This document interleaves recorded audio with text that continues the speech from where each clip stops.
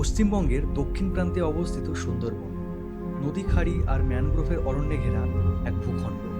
Royal Bengal টাইগারের জন্য বিখ্যাত হলেও সুন্দরবন শুধু বাঘের গল্প নয়, এখানে নদী আর জঙ্গলের সঙ্গে জড়িয়ে আছে হাজার হাজার মানুষের জীবন ও জীবিকা।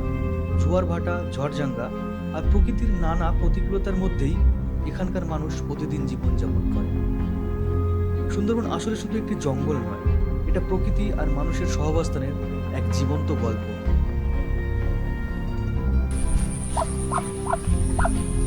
তো এখান থেকে বিদ্যুৎ নদীর পাড়ে যাচ্ছিলাম, যেতে যেতে একটা কাকার সাথে দেখা হলো, যিনি একসময় বাঘের সাথে আপনাকে ফাইট করেছিলেন। তো একবার তোমাদেরকে দেখাবো কাকাকে। হ্যালো বন্ধুরা। এতটাই কষ্টকর এখানকার মানুষের জীবন, মনের ইচ্ছা না থাকা সত্ত্বেও তাদেরকে যেতে হয় গভীর জঙ্গলে মাছ ধরতে। আর এখানকার আবহাওয়া নোনা হওয়ার কারণে জমিতে ফসলের পরিমাণ খুব একটা ভালো নয়, ফলে একমাত্র রাস্তা মৎস্য শিকার।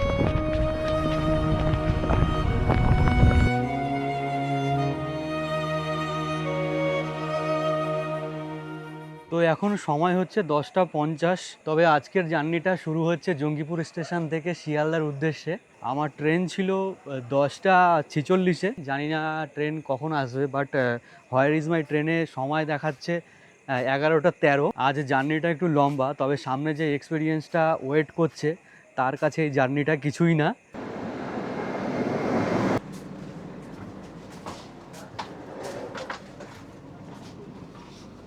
ট্রেনে উঠে পড়েছি, ট্রেন চলতেও শুরু করেছে। তাহলে চলো আজকে আমাদের জার্নিটা শুরু করা যাক। দেখা হচ্ছে কালকে সকালে তোমাদের সাথে শিয়ালদা স্টেশনে। গুড মর্নিং সবাইকে। এখন পৌঁছে গেছি শিয়ালদাতে। এখন সময় হচ্ছে 4:22। তো এখান থেকেই শুরু হচ্ছে আমাদের পরের জার্নি সুন্দরবন ঝড়খালির উদ্দেশ্যে। এখন আমরা শিয়ালদা নর্থ থেকে সাউথের দিকে যাচ্ছি।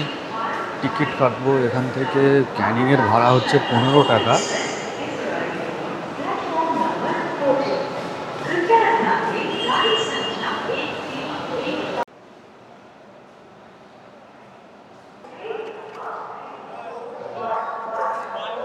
টিকিট কেটে সোজা চলে আসলাম 21 নম্বর প্ল্যাটফর্মে। কেননা শিয়ালদা থেকে ক্যানিং যাওয়ার প্রথম ট্রেনটি ছাড়ে 5:45-এ। তো এখন বাজে 4:34। সেই জন্যই আমি শিয়ালদা থেকে ডায়মন্ড হারবার লোকালটি ধরলাম, যেটি ছাড়বে 4:45-এ।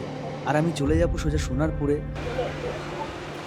অবশেষে পৌঁছে গেছি সোনারপুর স্টেশনের 2 নম্বর প্ল্যাটফর্মে। তো এখন যাব হচ্ছে ক্যানিংয়ে। ক্যানিং লোকাল এর পাশে দাঁড়িয়ে আছে। এখন আমাকে একটু সামনের দিকে যেতে হবে। আমি ট্রেনের মাঝখানেই আছি। সামনের দিকে গেলে এটাই হবে যে আমি তাড়াতাড়ি করে ওখানে যে বাসগুলো আছে ঝড়খালি যাওয়ার, বাসে আমি সিট পাবো, আর না হলে আমাকে দাঁড়িয়ে দাঁড়িয়ে যেতে হবে। তো এখন বাজে 5:30। সোনারপুর থেকে সোনারপুর লোকাল ছেড়ে দিল। এখন আমরা সোজা যাব ক্যানিং। ক্যানিং গিয়েই তোমাদের সাথে দেখা হচ্ছে।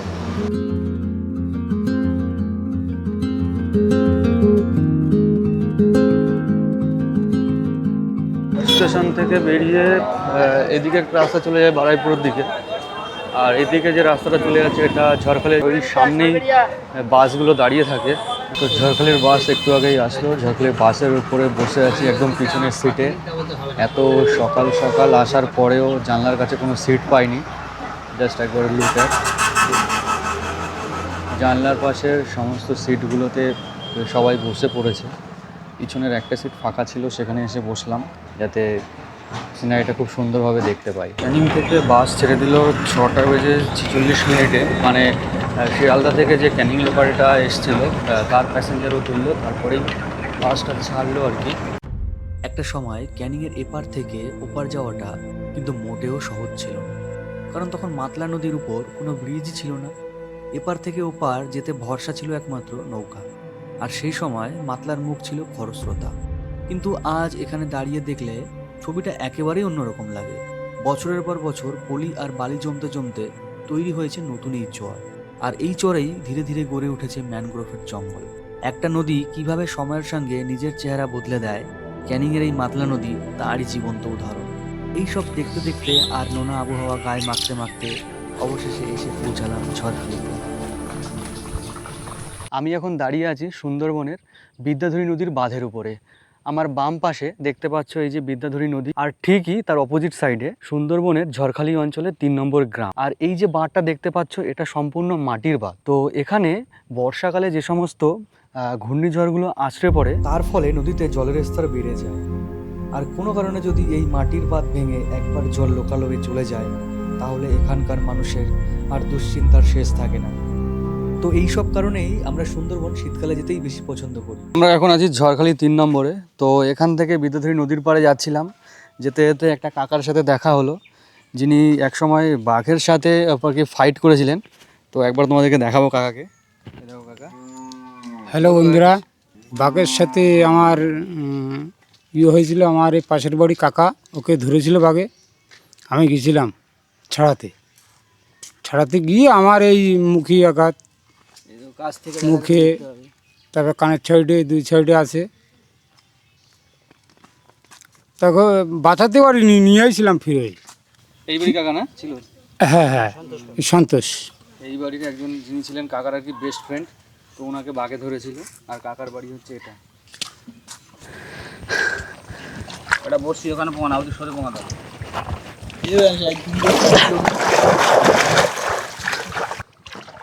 আজকে ওয়েদারটা কিন্তু হেবি সুন্দর লাগছে। ক কিলো গাছ আছে যেতে? ফুল গাছ নাকি? কত কষ্ট করে এসছে, ওইখান থেকে সোজা হেঁটে হেঁটে এখানে এসছে। আমরা এখন ঘাট ছেড়ে বেরিয়ে যাচ্ছি। জলটা গরম হয়ে যাবে, আমরা খেতে পারবো না।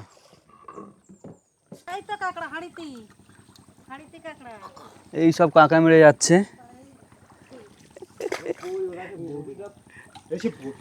এই হাড়ির মধ্যে কাঁকড়া আছে। চলো বিশ্বকর্মার নাম নিয়ে স্টার্ট দিয়ে দাও।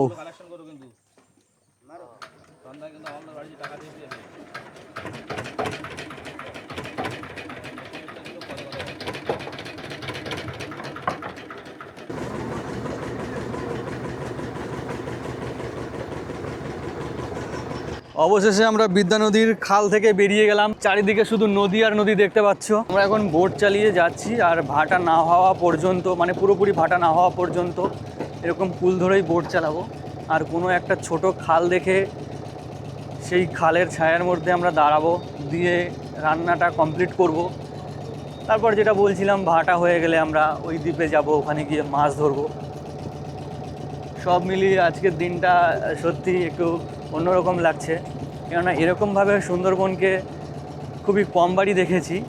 আজ পুরো সুন্দরবনের একটা ফিল নিচ্ছি। আর যে সমস্ত মৎস্যজীবী দাদাদের সাথে এসেছি, তারা দেখতে পাচ্ছ ওই সামনে সবাই রান্না করছে, যে যার কাজ করতে ব্যস্ত আছে।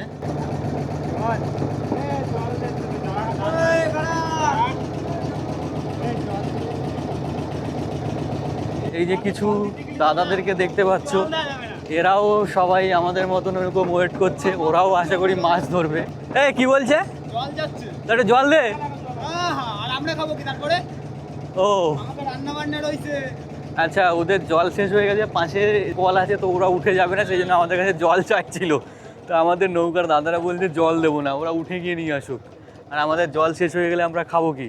দা বা বটি এটা নিয়ে আসিনি। যখন আমরা বেরোচ্ছিলাম তখন যে সমস্ত দিদিরা যাচ্ছিলো কাঁকড়া ধরে, তাদের কাছে দা ছিল, সেই দা আমরা চেয়ে নিলাম। এবং সেই দায়ের পিছনের বাট দিয়ে দেখো রসুন থেতা হচ্ছে মাংসের জন্য।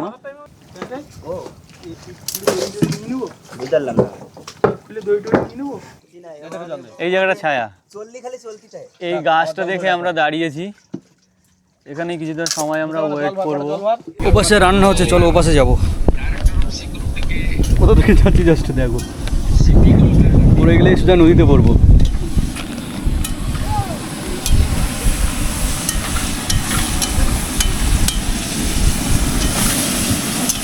আমাদের রান্নি মশাই রান্না করছে। এই যে আমাদের মাঝি, ওই দেখি মাঝি দাদা মুখটা দেখাও। হাওয়া লাগছে বলে ওপাশে ছোয়ের যে এক্সট্রা তাঁবুটা আছে, তাঁবুটা ওপাশে ফেলে দেওয়া হয়েছে। আর এপাশে একটা বেডশিট দিয়ে আমরা হাওয়াটাকে গার্ড করে দিয়েছি, যে ঠিকঠাক আগুনটা লাগে কড়াইতে। এটা নিয়ে নিলাম, খুব গরম। নিচে লেগে যাচ্ছে তো, এত জল দিয়ে লঙ্কার গুঁড়ো দিলি না। জল কতটা ছিল আমরা এসে দেখেছিলাম, দেখো জল কতটা কমে গেছে, আরও কমে যাবে জল। কেমন টেস্ট কেমন? লবণ লাগবে, লবণ তো লাগবে। টেস্ট কেমন? আমাদের মাংস রান্না কমপ্লিট হয়ে গেছে। আমরা প্রায় চলে এসেছি সেই দ্বীপের কাছে। আর সকাল থেকে বৃষ্টি হয়েছিল, তারপরে কিন্তু আর বৃষ্টি হয়নি, ফলে রোদটা প্রবল উঠেছে। আর এই সাইডটায় খুব মেঘ করেছে। ওইদিকে যে দ্বীপটা দেখতে পাচ্ছ, ওই দ্বীপটা হচ্ছে বাঘের দ্বীপ। তো এখন প্রায় ভাটা হয়েই গেছে, আর জাস্ট 20% মতন বাকি আছে। এই সাইডে যে দ্বীপটা আছে, দ্বীপের জঙ্গলটা দেখা যাচ্ছে, কিন্তু বালির যে চটটা পড়ে সেই চটটা এখনো জেগে ওঠেনি, ফলে আমাদেরকে আর কিছুটা সময় ওয়েট করতে হবে। তো দেখতেই পাচ্ছ আমরা এখন খাচ্ছি, যেহেতু দাদারা ভাত রান্না করেনি।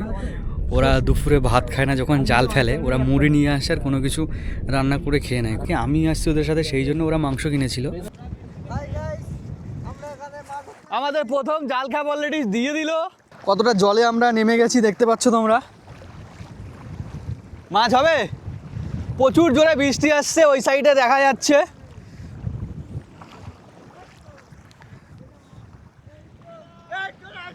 এই প্রথম দিয়ে আমাদের জাল খ্যাপটা দেওয়া হয়েছে, তাতে মাছ বেঁধেছে। দেখি কি মাছ বাঁধলো। কই কই কই, এই তো আসো। এই দেখো মাছ বেঁধে গেছে। এই তো এটা কি মাছ? বেলে মাছ আছে, এটা বেলে মাছ। আপনারা সবাই দেখুন।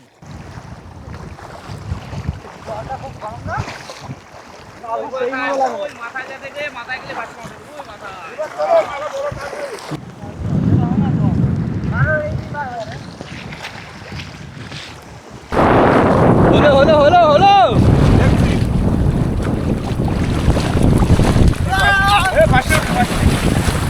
এই অনেকটা জল কিন্তু। কোথায় পাশে উঠে দেখা যাক।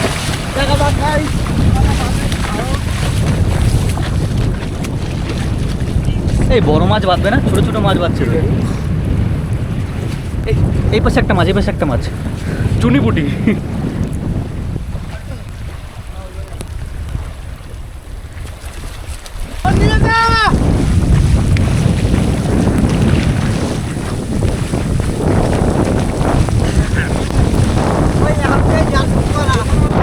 একটু আগে পর্যন্ত ছিল গোটা আকাশ নীল, আর এখন গোটা আকাশ পুরো কালো হয়ে গেছে, আর মুষলধারে বৃষ্টি হচ্ছে। তো চলো দাদারা, পাশে মাছ পেয়েছে আমার একটা।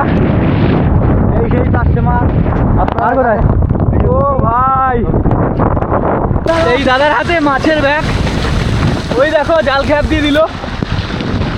মানে কোন দিকে ভিডিও করবো ঠিক বুঝতে পারছি না, সবাই যে যার মতন জাল খ্যাপ দিচ্ছে।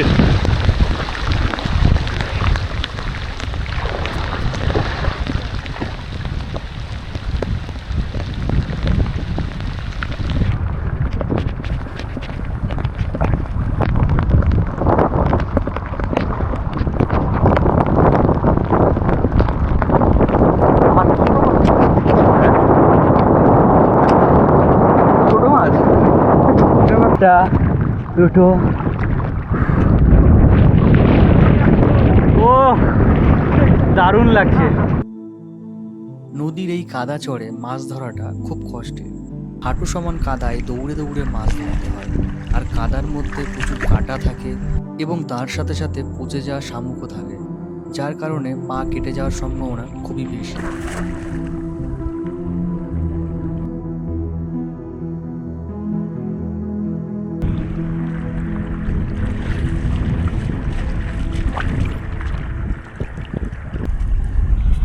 এতগুলো মাছ পেয়েছি, এক ব্যাগ। ব্যাগটা দেখাও। চলো তোমাদেরকে মাছ দেখাই। দেখো কত মাছ পেয়েছি, দেখো এক ব্যাগ মাছ।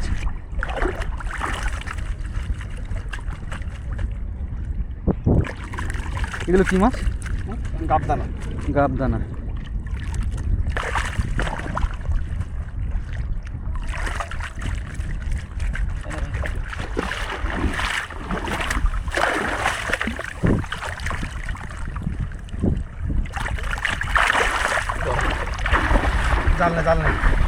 আমাদের বোট অলরেডি চলে এসেছে আমাদেরকে নেওয়ার জন্য, যেহেতু আমরা অনেক মাছ ধরে ফেলেছি।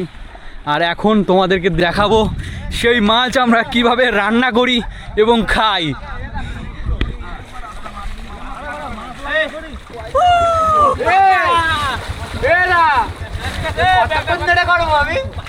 কত মাছ জাস্ট দেখো, কত মাছ।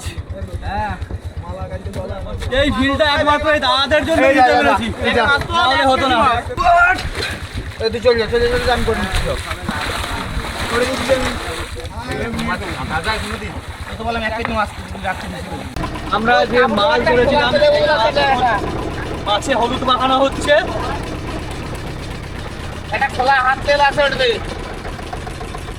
আরে আগুন জ্বালা দে। হ্যাঁ আগুন জ্বালা দে।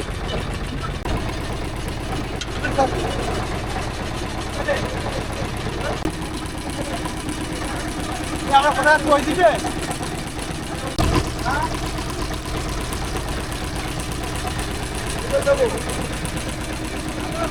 ওই চরটা ছেড়ে দিয়ে আমরা ঠিক ওই চরের সামনের দিকে, মানে যেখানে হেরোভাঙা নদী আছে আর যেখানে বাঘের জঙ্গল মেনলি, মানে টাইগারের পার বলে এখানকার লোকাল ভাষায়, তো আমরা সেখানে যাচ্ছি। ওই সোজা যে দ্বীপটা দেখতে পাচ্ছ, ওই দ্বীপটা, ওখানে বাঘ থাকে। তো এই কাকা আমাদেরকে বললো যে ওই চরে তোমাদেরকে নামতে হবে না, কেননা এই কাকা একবার মাছ ধরতে এসেছিল আমাবস্যার সময়, তখন নদীর স্রোত খুবই ছিল, স্রোতে সে তলিয়ে গেছিলো, পরের দিন তাকে পাওয়া গেছিলো। তো ও বললো যে ওরা নেমে মাছ ধরবে, আমাদেরকে নামতে আর কি মানা করলো। আর কথা বলতে বলতে এদিকে মাছ দিয়ে দিয়েছে কড়াইতে, দেখো।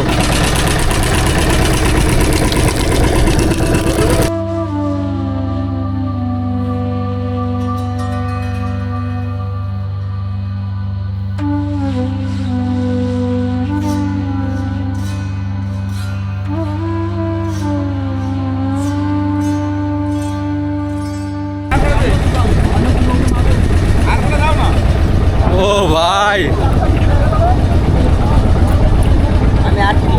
টাটকা টাটকা মাছ, টাটকা টাটকা মাছ, এখনো এক ব্যাগ আছে।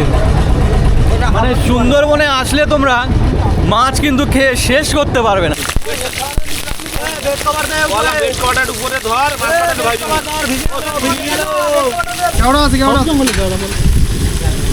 এখন কেওড়া হয়েছে, ওই তো বালির মুখ সবে লাগিয়েছে, সেই মাল লাগিনি।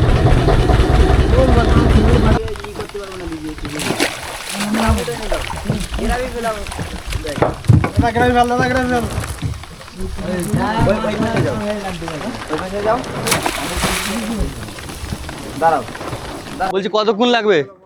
8টা বাজে যাবে। বলছে ঘাটে যেতে নাকি 8টা বাজবে। এই দাদাই হচ্ছে গিয়ে মাঝি ভাই আমাদের, আগে দেখেছো, এখন আরো দেখাচ্ছি। এতক্ষণ সময় লাগবে কেন? এখন বন মোড়ানোর ব্যাপার আছে তো। দাদা খুব লজ্জা পাচ্ছে, সেই জন্য দাদা হাসছে, আর দাদার হাসি দেখে আমারও খুব হাসি পাচ্ছে।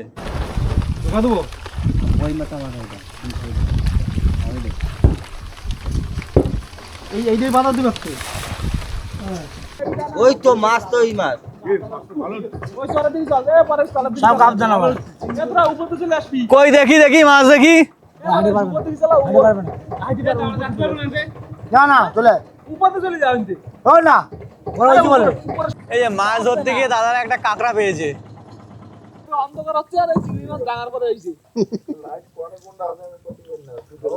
এখন কি মাছ ধরবে? চিংড়ি মাছ। চিংড়ি মাছ পাওয়া যাবে এখন? বড় বড় চাপড়া চিংড়ি। এতক্ষণ চিংড়ি পাওয়া যায়নি কেন? এতক্ষণ চিংড়ি পাওয়া যায়নি, দিনের বেলা চিংড়ি মাছ পাওয়া যায় না, রাত হলে সন্ধ্যা হওয়ার পরে চিংড়ি মাছটা পাওয়া যায়। তুমি এখানে কতদিন ধরে মাছ ধরছো? আমার আজকে ধর আমার বয়স 34 বছর। জঙ্গল কাটার অভ্যাস আমার নেই, তবু যেহেতু সুন্দরবনের ছেলে আমি, সেই তুলনায় আমি টুকটাক নদীতে এসেছি বা নদী সম্বন্ধে আমার জানা আছে। তো দিনের বেলায় চিংড়ি মাছটা ঠিকঠাক হয় না, সন্ধ্যার পরে চিংড়ি মাছটা হয়। রাতে কখনো মাছ ধরতে এসছো? হ্যাঁ আসি। মানে সারা রাত মাছ ধরো নাকি? না ওই অভ্যাস আমার নেই, কিন্তু আমাদের প্রতিবেশী যারা আছে তারা বরাবরের জন্য দিন রাত মাছ ধরে, কারণ তাদের জীবিকাই মাছ ধরা, তাদের জীবনযাপনটাই মাছ ধরেই চলে। মানে এরকম কি সারা বছর এরকম ভাবে মাছ ধরে কাটাতে হয়? একদম সারা বছর মাছ ধরেই তাদের জীবনযাপন, জীবিকা সব মাছ ধরার উপর চলে। সব দিন তো সমান মাছ হয় না, এটা নদী সমুদ্রের সাথে যোগ আছে না, রোজ তো সমান মাছ হওয়া সম্ভব নয়, কোনোদিন বেশি হয় কোনোদিন কম হয়, এর এই অল্টারনেট করেই জীবনযাপন। আর এখানে শুনেছি অনেক মানে মধু কখন পাওয়া যায়? মধু যে চাক কাটে, মধু চৈত্র বৈশাখ মাসে মধু পাওয়া যায়। এই সমস্ত জঙ্গলগুলো, এইসব জঙ্গলে এইসব যে গাছ আছে, এইসব গাছে ফুল ফোটে তখন চৈত্র বৈশাখ মাসে ফুল ফোটে, ফাল্গুন চৈত্র মাসে ফুল ফোটে, সেই ফুলের মধু সংগ্রহ করে মৌমাছি, তারপরে সেই মধুর চাক মানুষ কেটে নিয়ে এসে তারপরে মধু আমাদের লোকালিটিতে যায়। আর বর্ষাকালে তো খুব অসুবিধা হয় না সুন্দরবনে, এই একদম। সাইক্লোন গুলো এখন ঘুরে আসে, প্রতি বছর হয় না, কিন্তু কখনো কখনো তো হয়, 2-4 বছর প্রতি নদীর বাঁধ ভেঙে যায়, নদীর বাঁধ ভাঙে, জল ঢুকে যায়। এরকম তুমি অনেকবার দেখেছো? একদম। প্রথম হয়েছিল 2009 সালে, তখন আয়লা হয়েছিল, টোটাল ঝড়খালি অঞ্চল ডুবে গেছিল নোনা জলে, বুক সমান করে নোনা জল। আর তারপরে হয়েছিল 18-19 সালে ইয়াস, জল ঢোকেনি কিন্তু প্রচুর, সারাদিন প্রচণ্ড ঝড়, প্রচণ্ড তুফান। তখন তোমরা কোথায় ছিলে যখন জল ঢুকেছিল? আয়লার বছর, তখন আমরা বাড়িতেই ছিলাম, বাট সব ডুবে গেছিল। মানে ওই জলের মধ্যে বাড়িতেই ছিলে? হ্যাঁ, খুব ভয়ঙ্কর পরিবেশ। একদম। তখন তো ম্যাক্সিমাম গ্রামের বাড়ি সব মাটির ছিল, কারো দেয়াল পড়ে গেছে, কারো ধানের গোলা পড়ে গেছে, মারা গেছিল নাকি? অনেক অনেক গরু বাছুর চাপা পড়ে মারা গেছে। তবে একটা সত্যি কথা যে আজকে এই দাদাদের সাথে সারাটা দিন টাইম কাটিয়ে আমি যেটা বুঝলাম বা যেটা আমি রিয়েলাইজ করলাম, সত্যি এটা খুব কষ্টকর একটা জীবন। কাঁকড়া পড়েছে, কাঁকড়া, বড় কাঁকড়া,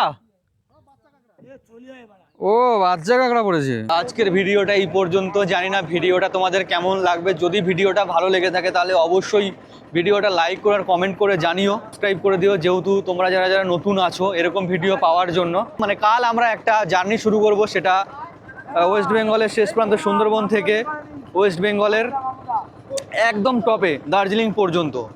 তো এই ভিডিওগুলো তোমাদেরকে দেখতে হবে। বারবার করে একটাই কথা বলবো, চ্যানেলটা অবশ্যই সাবস্ক্রাইব করো। আর আমরা যে মাছগুলো পেয়েছি সেগুলো তোমাদেরকে দেখাই। জাস্ট এ মিনিট, ওই দেখো মাছ।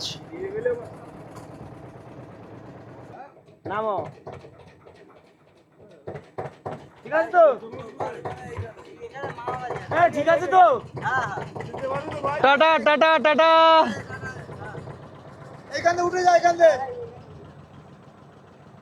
ও চলে গেল ওর বাড়িতে। আমরা যে খাল থেকে বেরিয়েছিলাম এখন সেই খালের সামনে আমরা চলে এসেছি। এই যে খাল, আর চারিদিকের পরিবেশ দেখে বুঝতেই পারছো যে সন্ধ্যা হয়ে গেছে। বিদ্যাধরী নদী থেকে সোজা যে খালগুলো লোকালয়ের দিকে চলে গেছে, সেই খালের মধ্যে এখন আমাদের বোট ঢুকছে। তাহলে আবার পরের ভিডিওতে দেখা হচ্ছে।